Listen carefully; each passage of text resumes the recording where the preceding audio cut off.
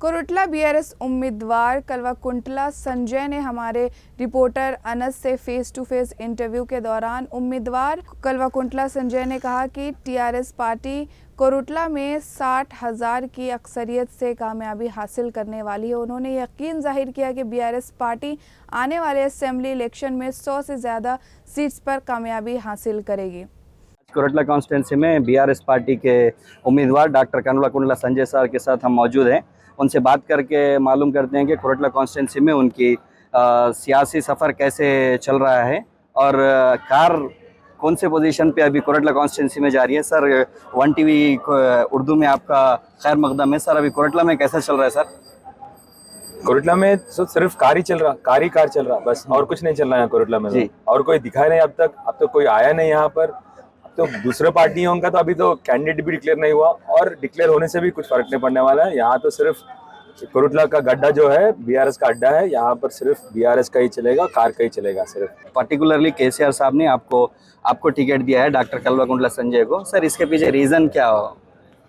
केसीआर साहब इसलिए टिकट देते हैं कि जो भी अपना गांव को या अपना कॉन्स्टिट्यूंसी को या अपना तेलंगाना की लोगों को, जो लोग प्यार करते हैं और जो लोग अपना काम उन लोग के लिए जिएंगे काम करके, उसी लोग को केसीआर साहब कभी भी टिकट देते हैं। उसी के लिए आप उसी रीज़न से वजह, क्योंकि केसीआर साहब को मालूम है कि मैं 20 साल से जो भी अपना कॉन्स्टिट्यूंसी में जो भी कर रहा हूँ केसीआर साहब ने देख चुके हैं, इसलिए केसीआर साहब ने मेरे को टिकट किया। वो सिर्फ वही रीज़न है कि हमारे को टिकट दिया केसीआर। अभी सर, नेक्स्ट 5 ईयर्स में कोरुटला का डेवलपमेंट क्या कैसे हम देखते हैं कि फ्यूचर में क्या होगा?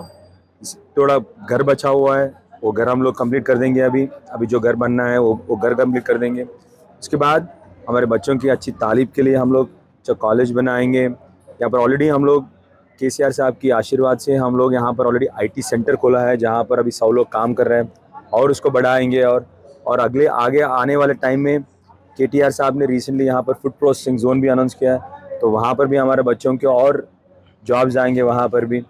तो और जो भी बचा हुआ है, मतलब हम लोग अभी तो कोरुटला कॉन्स्टिट्यूंसी ऑलरेडी काफ़ी डेवलपमेंट हो चुका है और जो भी बचा है और अपना नेक्स्ट फ्यूचर में क्या है, अपना बच्चों का अच्छा जॉब्स आना है नेक्स्ट, वो करने वाले हैं हम लोग।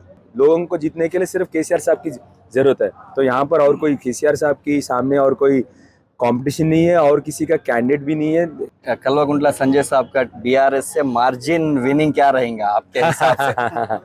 अभी तो कोई कंपटीशन नहीं दिख रहा है, तो लग रहा है कि पूरा वोट हमको ही आएगा, किसी को डिपॉजिट भी नहीं आएगा यहाँ पर। यहाँ पर और 2 पार्टी को डिपॉजिट भी नहीं आएगा। और तेलंगाना में कितने सीट्स जीतने वाली है बीआरएस? 100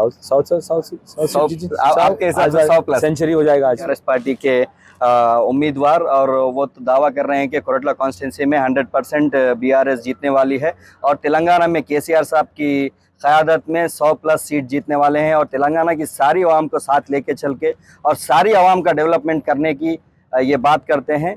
शुक्रिया संजय साहब, आप 1 टीवी उर्दू से बात करने के लिए। Thank you very much.